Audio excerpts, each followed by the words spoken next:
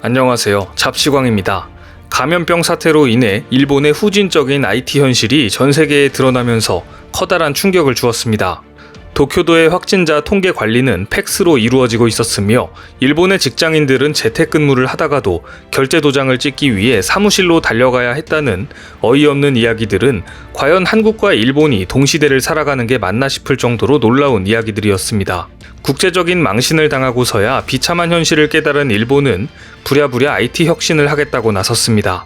교도통신과 NHK에 따르면 지난달 스가 요시히데 일본 총리는 일본 지방자치단체의 서로 다른 행정 시스템을 2025년까지 통합하라고 지시한 것으로 전해졌습니다.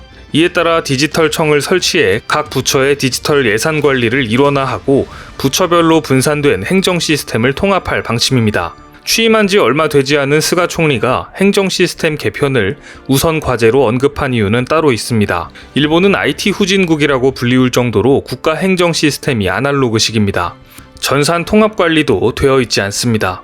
실제로 한국은 이미 2000년대 초반 전국 지자체의 행정 시스템을 하나로 통일했지만 일본은 지금도 1700여 개 기초자치단체가 다른 시스템을 사용하고 있습니다. 지자체의 시스템을 공급하는 업체만 해도 40여 곳에 이를 정도입니다. 이처럼 지자체마다 행정 시스템이 다르기 때문에 타 지역으로 이사를 하면 주민들은 기존과 다른 서비스를 제공받는다고 합니다.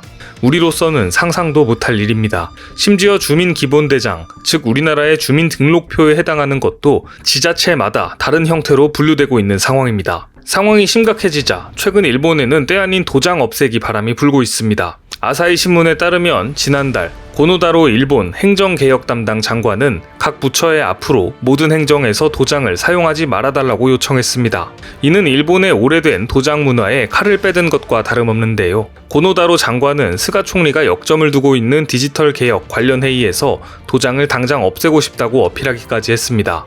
이렇게 강하게 언급한 것은 코일19 사태와 무관하지 않습니다. 최근 사태로 도장 문화의 폐해가 드러났기 때문입니다. 감염자 수가 급증했던 지난 봄 1차 확산기 때 일본 정부가 재택근무를 권했었습니다. 하지만 공무원이나 직장인들은 공문서에 도장을 받기 위해서 사무실에 나가지 않으면 안 된다고 외쳤습니다. 일본의 전 근대적인 도장 문화의 후진성이 드러난 것입니다. 중소기업의 60% 이상이 서류 정리와 도장 날인 업무 때문에 재택근무를 시행하지 않는다는 조사도 나왔습니다. 뿐만 아니라 재난지원금으로 국민들에게 10만 엔을 지급하는 과정에서도 혼선이 있었습니다. 중앙정부와 기초자치단체 간 주민정보 공유가 이루어지지 않아 지급이 지연됐던 것입니다. 당초 일본 정부는 신분증인 마이넘버 카드를 보유한 국민은 온라인으로 재난지원금 10만 엔을 신청하도록 했습니다. 하지만 신청해도 지급을 담당하는 기초자치단체에서 보유한 정보와 대조하면서 일일이 개인정보를 입력하는 절차를 거쳐야 했기 때문에 우편으로 신청한 사람보다 더 늦게 받는 경우가 허다했습니다. 일본 정부는 급기야 기초자치단체의 업무 부담을 줄이기 위해 온라인 신청을 자제해달라고 요청하기에 이르렀습니다. 일본의 못 말리는 도장 문화는 정치권에도 뿌리가 깊습니다. 집권 자민당에는 일본 인장제도 문화를 지키는 의원연맹이 존재할 정도입니다. 게다가 작년에는 78세의 다케모토 나오카즈 과학기술 IT 담당 장관이 이 모임의 회장인 게 밝혀지기도 했습니다. 첨단 기술을 담당해야 할 장관이 도장이나 지키고 있다며 당시 누리꾼들의 비판과 조롱이 거셌는데 결국 사임하는 지경에 이르렀습니다. 하지만 단기간에 성과가 나올 리가 없겠죠. 결국 문제가 터지고 말았습니다. 사상 초유의 도쿄 거래소 장애로 국제적인 망신을 또다시 당하고 만 것입니다. 세계 3위 증시인 일본 거래소 그룹 산하 도쿄 증권거래소가 시스템 장애로 1일 온종일 모든 주식 종목의 거래가 중단되는 초유의 사태가 발생했습니다. 2005년 11월 매매 시스템 문제로 3시간 동안 도쿄 증권거래소 거래가 중단된 적은 있지만 하루 종일 중단은 이번이 처음입니다. 2006년 1월에도 거래량 급증으로 시스템 처리 능력의 한계에 도달해 당일 오후 거래가 전면 중단된 적은 있었습니다. 하지만 이날은 증시 개장 전부터 시스템 장애로 시세 정보 배포가 원활히 이루어지지 않아 오전 9시 거래 개시 시점부터 모든 종목의 거래가 중단됐습니다. 약 3,700여 개 종목이 상장된 세계 주요 증시 중 하나인 도쿄 증권거래소가 시스템 장애로 온종일 거래가 중단됐다니 참으로 어처구니가 없습니다. 이 같은 허술한 IT 체계를 가진 곳에서 아시아 금융 허브를 자처하며 외국인들의 투자를 유치하고 있다는 사실이 놀랍습니다. 일본의 뒷북은 이뿐만이 아닙니다. 니온 게이자이 신문에 따르면 최근 소니와 히타치 등 일본 대표 IT 기업과 지방자치단체들은 차세대 통신 규격인 5G 서비스를 공동 개발하는 5G 동맹을 체결했다고 합니다.